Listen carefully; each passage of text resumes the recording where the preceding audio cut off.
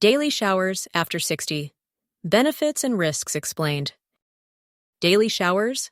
Find out why, after 60, they may do more harm than good. Have you ever thought about how many times a week it's really necessary to shower once you reach a certain age? Maybe you've always believed that bathing every day was the golden rule for maintaining good hygiene. But what if I told you that, for those over 60, this habit can sometimes bring more drawbacks than benefits?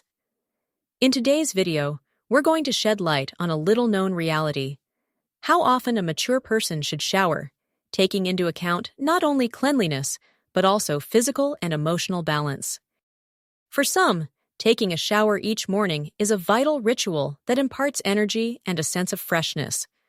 For others, however, the same act can become a source of discomfort and worry.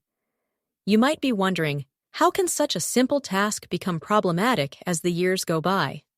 Stay with me until the end of this video, and I'll explain it with the help of scientific studies, practical advice, and reflections that may just change the way you view this daily routine.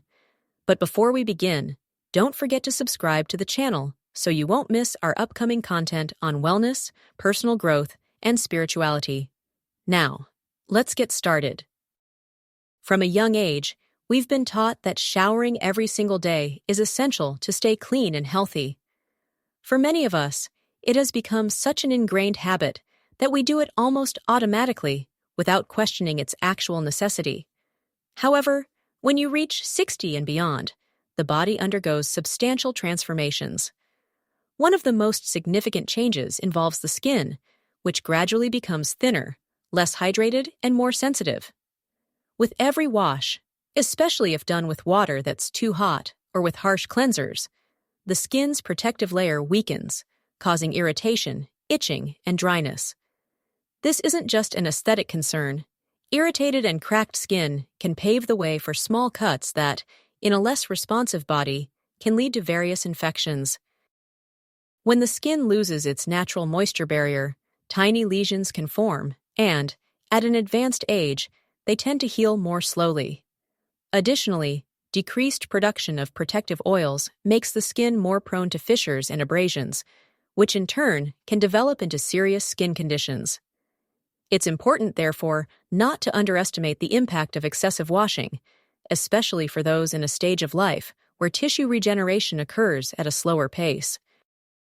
Research conducted by the University of Minnesota and the University of Virginia has shown that overly frequent washing can weaken the skin's defenses in older adults. But the issue isn't confined to dermatology.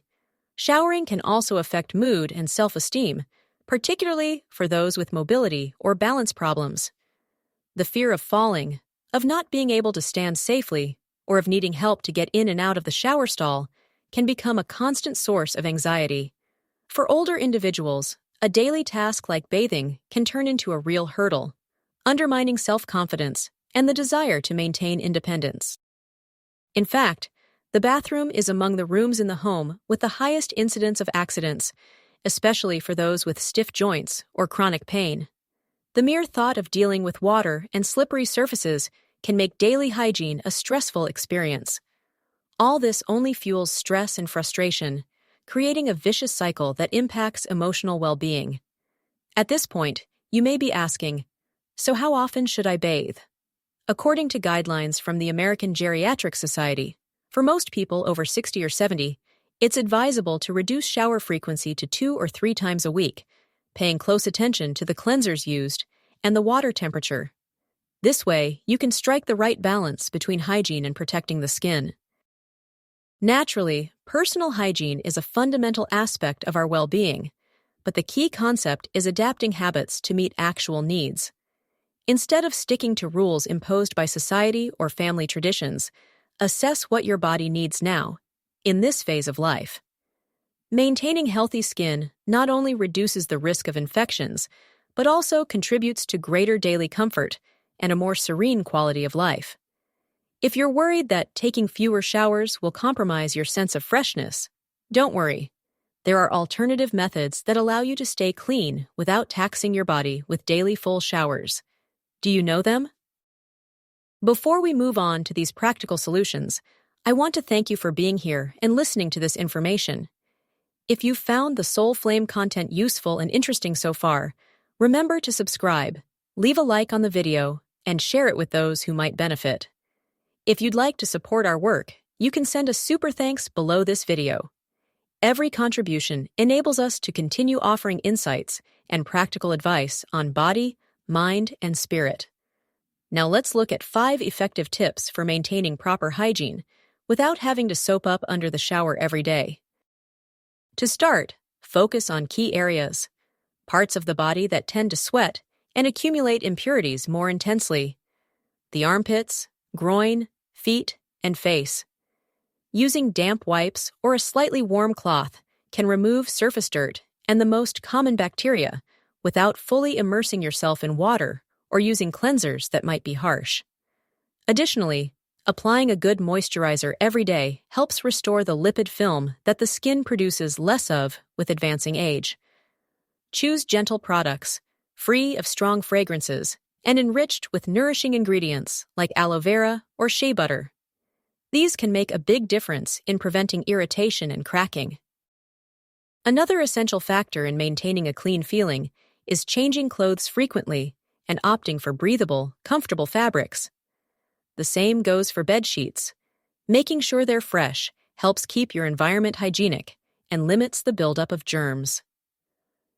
As an alternative to showering, a lukewarm bath, perhaps with lavender or lemon balm essential oils, can be more reassuring and less tiring, especially if you use a special stool to move around without the risk of slipping. Lukewarm water is generally less stressful for the skin than hot, prolonged showers, and it fosters relaxation that can even help you sleep better. We should also remember the importance of hair and oral hygiene. Brushing your teeth regularly, using dental floss, and taking care of your gums are essential steps in preventing cavities and infections, which can be more complicated and costly to manage at an older age. As for your hair, if you no longer produce much sebum or have a sensitive scalp, you don't need to wash it daily. Options like dry shampoo, frequent brushing, or light rinses may be enough to keep your hair clean and smelling good, without further drying out the scalp. Taking care of yourself in a balanced way also has a positive impact on your psychological well-being. Proper hygiene is tied to self-esteem and the sense of normalcy. On the other hand, feeling unkempt can lead to frustration and social discomfort.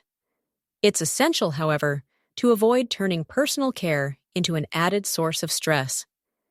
If the idea of slipping or not being able to perform certain movements independently raises your anxiety levels, you might end up avoiding personal hygiene altogether, negatively affecting both your physical and emotional well-being.